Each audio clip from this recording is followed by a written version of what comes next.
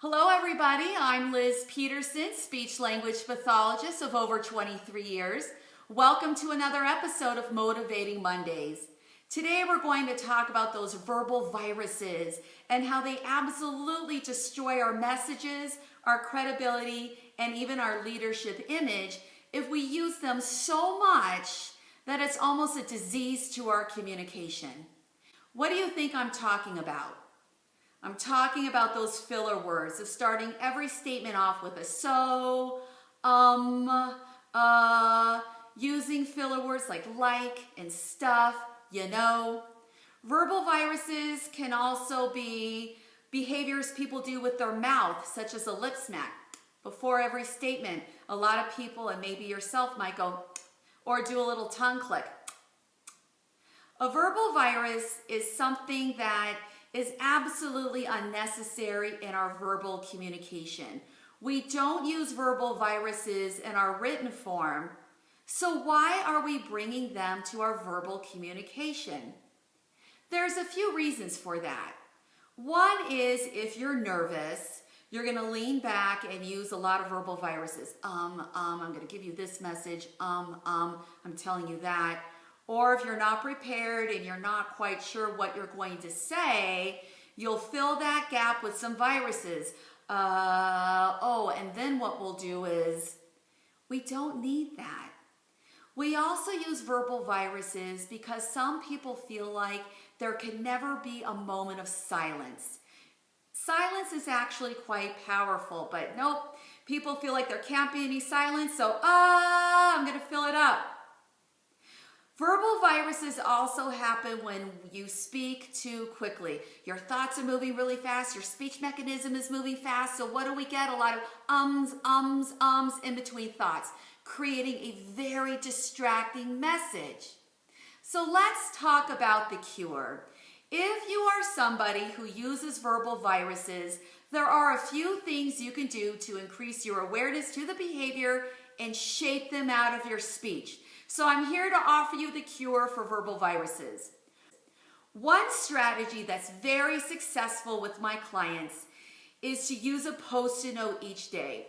Get a Post-it note, put today's date, and I want you to keep these over time. What you're going to do with that Post-it note for that day is just keep it with you on your desk or your clipboard or however it is you go about your day, and each time you catch yourself using a verbal virus like, so I called this meeting today, give yourself a tick mark. Every time you do a verbal virus, put a tick mark on that Post-it note. Now don't just go, oh shoot, I used a verbal virus. I have found over time that my clients who recognize it and then apply that tick mark really increase their awareness to the behavior, and after 2 or 3 weeks, it will really shape itself out. If not 100% completely, it'll be a lot better. Remember, it's distracting when you do it consistently, where every statement begins with a so, which is the most popular. The second most popular is or Another strategy you can use, for some of my clients, you start using these verbal viruses, you're not even aware that you do it, and it's just locked. It's habit. Every statement starts off with, so let's look at this graph, so you'll happen to notice, so if we look at the upper left-hand corner, when I bring this to my clients' attention, they just laugh because a lot of them aren't even aware that they do it or they do it that frequently. Another strategy is that if you are absolutely in agony and you have to say that verbal virus, I say do it in your thought bubble. Say I called this meeting to discuss. I would like for you to know. Saying it in your thought bubble will solve that urge of wanting to see that verbal virus. It will increase your awareness, and after a while, you're going to get tired of that behavior, so it'll start to shape itself out. I want to talk about that verbal viruses becomes distracting when it's at the beginning of a statement. That's when people use it the most. You attach it at the top of your thought consistently.